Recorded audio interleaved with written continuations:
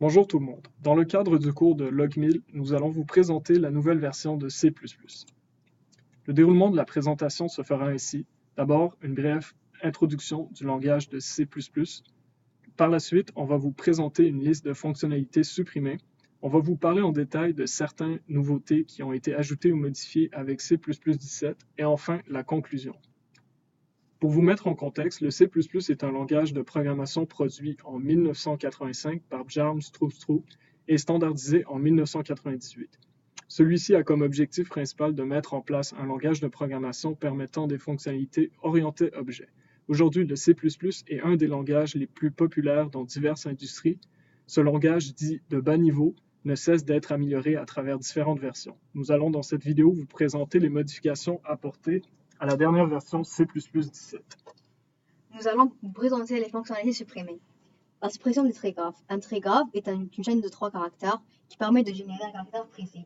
On peut voir un exemple de trégraphe et son équivalence à gauche.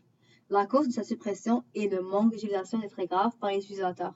De plus, la suppression des trégraphes permet aussi d'alléger la phase de traduction. On va parler sur la suppression de l'opérateur plus sur les opérands booléens. Les usages des opérateurs postfixes et préfixes ont été supprimés sur les opérands booléens. Leur usage a d'ailleurs été déconseillé dès la sortie du C++ 98, du fait que leur utilisation ne faisait aucun sens. Suppression de autopéter. Afin de comprendre cette suppression, il est nécessaire de définir ce qu'est un pointeur intelligent. Un pointeur intelligent est un type de données qui permet de simuler et de faciliter le comportement d'un pointeur, avec notamment la gestion automatique de la mémoire. Ainsi, AutoPter est un pointeur intelligent qui est utilisé avant l'arrivée de SharedPter, WikPter et UniquePter avec le C++11. N'étant plus utilisé depuis l'arrivée de cette version, il a été supprimé avec le C++17.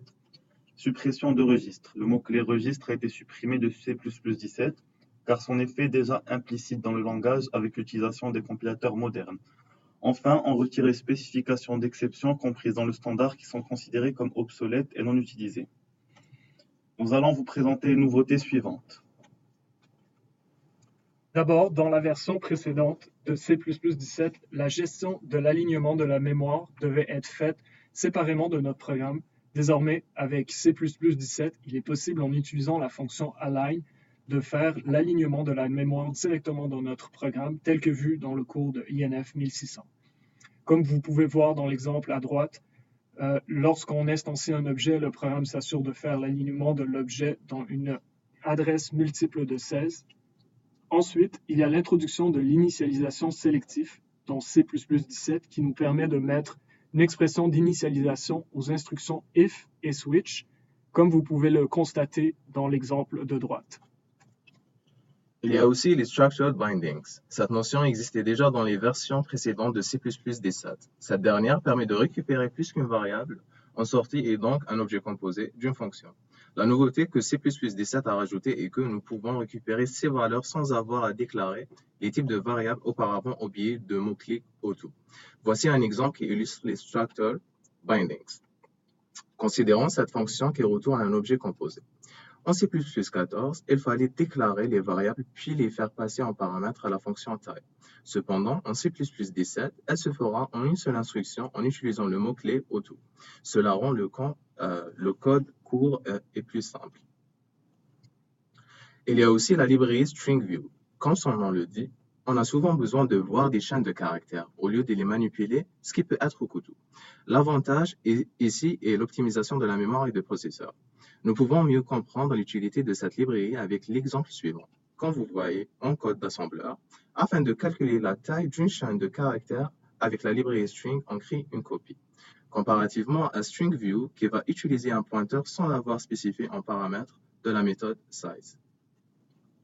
Aussi, nous pouvons désormais utiliser dans le C++17 la combinaison des fonctions et des classes génériques avec le template auto, ce qui n'était pas permis auparavant. Avec le mot-clé auto, le typage des arguments du modèle ne doivent pas nécessairement être spécifiés et il se charge de faire la conversion de type.